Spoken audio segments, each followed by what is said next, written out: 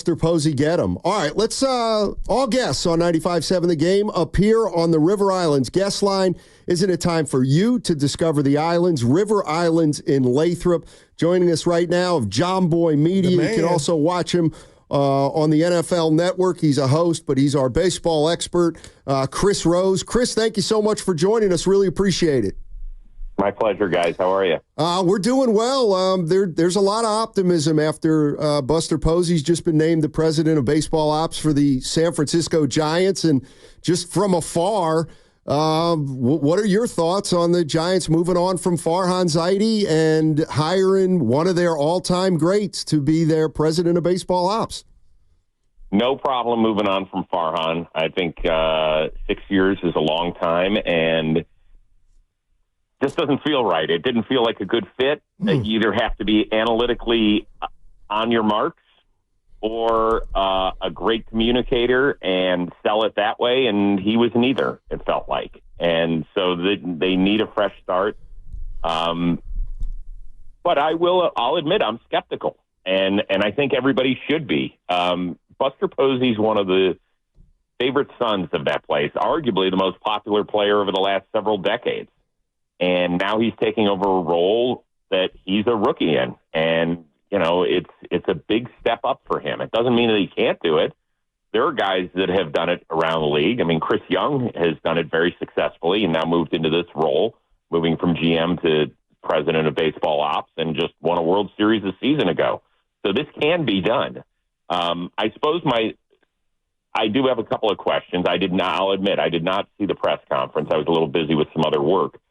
So I am curious, why he's doing it at age 37 with 4 young kids, having made $171 million in the show, because it's not a job you can just kind of show up to. And, I mean, he's going to be all in and full grind. And then the other thing is, what's going to happen if he doesn't do the job well? Like, what is Buster Posey's standing? All I could think about is John Elway, Hall of Fame quarterback, Denver Broncos.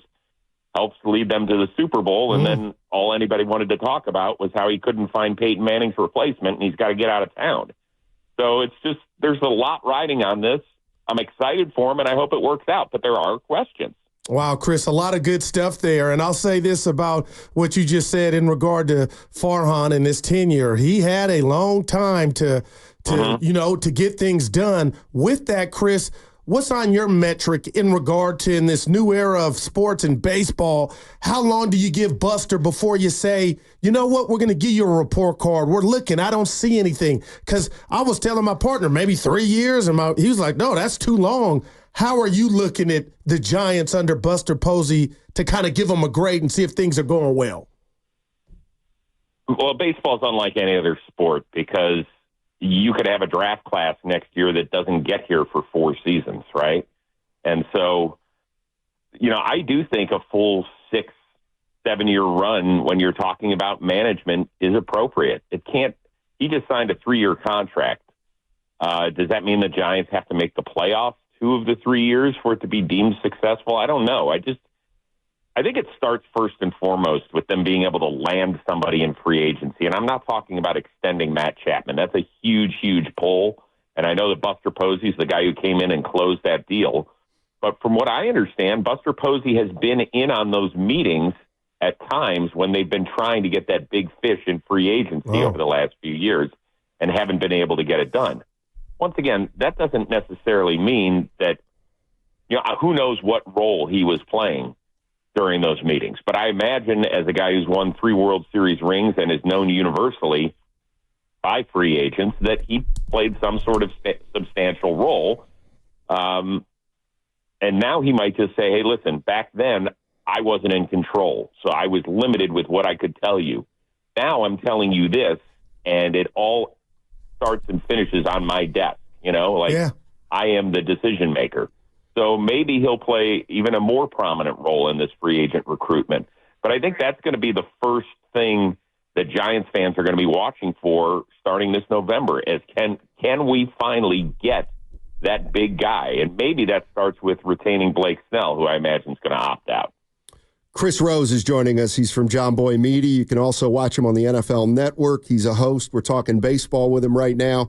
It does feel like, and I was playing a little devil's advocate yesterday with Farhan Zaidi because it seemed like everybody was pretty much done with him out here. But I'm looking at a guy who over 6 years, they were 453 and 417, so they were over 500 for his tenure. You could, if I'm going to make a case for him, I could say that first year, you know, he had to still deal with Bochy, and they didn't know what to do with Baumgartner. Did he get an unfair rap in some ways? Because I mean, this is not a terrible team, but it is a team that couldn't really shed getting away from 500.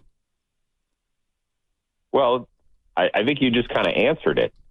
They're not a terrible team, but they couldn't get away from 500. I mean, is that the way you want to live as a team that just within the last 15 years has kissed the commissioner's trophy 3 times? Like, that's not how you want to be. You don't want to be just okay. So I actually applaud them for pulling the plug here. It's not easy, and I hate talking about people losing their jobs.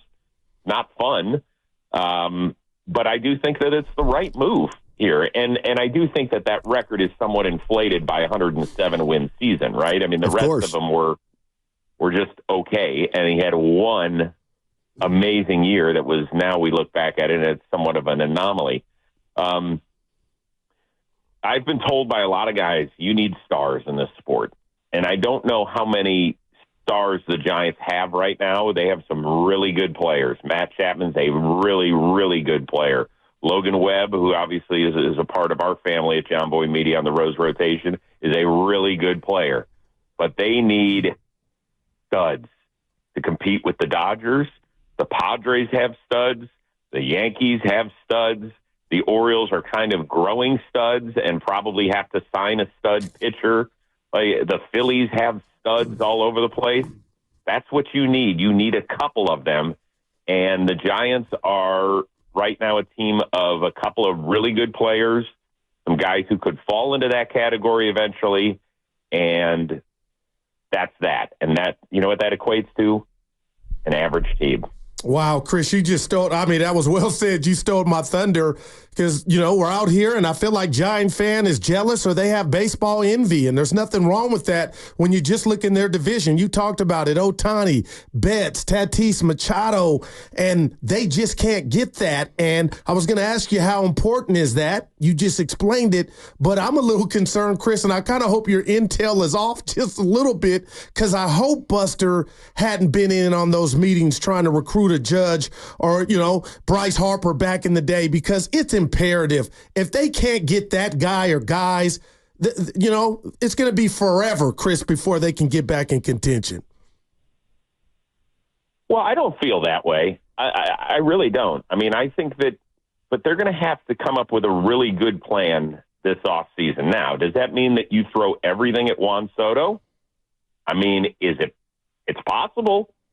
I mean, if you're going to, if he wants to make a statement and swing for the fences, then you convince ownership this is what it's going to take. But I believe in that because look at the players that are left and look at the best teams that are left standing. Could you get, I mean, look at who won the World Series last year, right? The Texas Rangers. They paid $500 million for their infield, and then they went and they signed Jacob deGrom, who unfortunately because of injury didn't work out, but they went and traded for Max Scherzer. Like they went after the biggest names in the sport. And I mean, what a statement it would be for Buster Posey to have his first free agent signing be Juan Soto. I'm just saying, doesn't mean they have to go get it, but man, wouldn't everybody in the baseball world say, damn, that dude means business?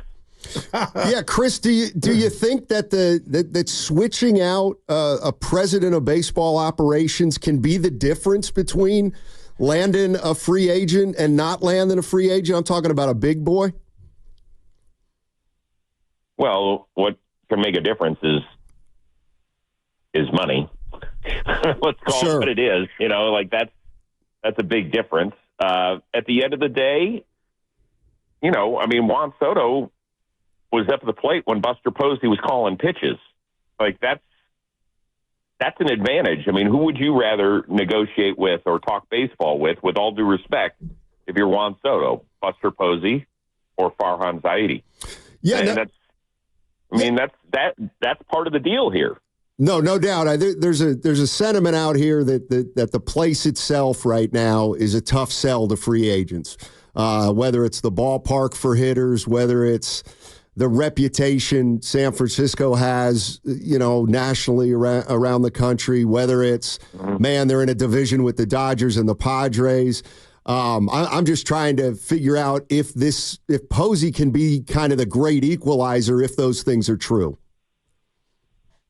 Yeah, and I understand that. But, if you're a free agent and you hold all the cards, a la Juan Soto, right, those are questions that you need answered, and he would have to make up of his own mind. He's played in the NL West. He's played in San Francisco a bunch. Yep. And maybe it's not for him. Who knows? But he also probably saw I always hate bringing up Barry Bonds, but what Barry Bonds did in that ballpark and things of that nature, asterisk, just table discussion right now. But you understand my point. So who knows what floats around in a free agent to be's head. But once again, I don't think it hurts that he has a recognizable star against whom he competed for years sitting at the table so they can speak the same language. And I have no thoughts that Buster can't get the rest of the job done. Like, I believe that he will surround himself with the right people, that he's super smart. I mentioned Chris Young earlier. Like, he went to Princeton. Buster Posey went to the Princeton of the ACC at Florida State. It's the same thing. Oh, man. I'm trying. I can't see you, so I don't know if you were tongue-in-cheek there or not. I'm going to assume yes. Something like that. Hey, Chris, you're a jack of all trades, man. I love your lexicon, so I got to do this while we have you on the phone and just give you a quick football question, if I may. I was skeptical of Brock Purdy, and he's done nothing but get better. Now he's using his legs. He's without weaponry, and he's just out there making plays. Can you just share with us in the Bay your thoughts from afar on one Brock Purdy who is due a payday next year? But, Chris, I'm not a hater. And I'm like, I need to see more. But every Sunday, the kid's doing and showing me something. Yeah, at this point, I don't know the show me more crowd. I don't think they have much to stand on at this point. Right? He's shown it. He's played great virtually the entire first month, it feels like. And as you said, he's had, different weapons in and out. He hasn't had McCaffrey at all. I know that Mason's run the heck out of the ball, but he's not Christian McCaffrey, certainly in the passing game. To me, what's that number going to be? Is it going to be $60 million a year? Yeah. It might be. It might be, because just think of it this way. If he were a free agent after this season, I know he's not, but if he was a free agent, how many teams would be willing to pay him $60 million a year based on what they've seen? That's a great question. Man. More now than a year ago, I'll bet you that. Well, Chris, would you do Probably, it? Would I? Yeah, right now, if that, because a lot of people say, he's doing it with the system and it's Kyle, and I get that, but I'm like, man, could he go to Carolina and change their fortune? Great. What if he went to Minnesota and Kevin O'Connell's system right now? He would be great in that system, too. In fact, he'd be significantly better than Sam Darnold, who obviously couldn't get on the field last year as Purdy's backup, and he's doing wonders right now. So my point is that, it's a great system. It is a great system. Good luck, Niners, trying to find his replacement. Right. You lucked into Brock Purdy as is. I know that there's no way they want to play that game and be like, yeah, it's the system, guys. Like, they found him. They found him. They got fortunate that he was the last pick in the draft, and they found him, and it's awesome. They're going to have to reward him, and it's just the way it is.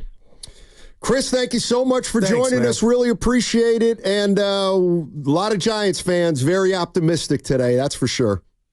Yeah, and I get it. They should be, I like it when San Francisco is good. I really do. I love the ballpark. I'm a fan of the city. I like the dudes on the team. You know, I'd like to see them get back into this thing with the Dodgers, with San Diego, with Arizona, who went down to yesterday just being a spectator. Like, I wanted to see 4 teams in the race. I hated to see the Giants hit the you-know-what down the stretch. I hated it. So I hope that Buster's the answer. Good luck to your Indians, Chris. You mean my Guards? Yeah, Guardians. Oh, boy, I'm in trouble. Yeah. That's all right. Don't worry about it. Don't worry. They just changed the name last week. It's no big deal. We're fine. Look at my producer. Thanks, Chris. Appreciate it, man. Take care, guys. Thank you for having me on. Yes, sir. That's Chris Rose. Oh, boy. Chris Rose Rotation Podcast, Jomboy Media. Also works for the NFL Network.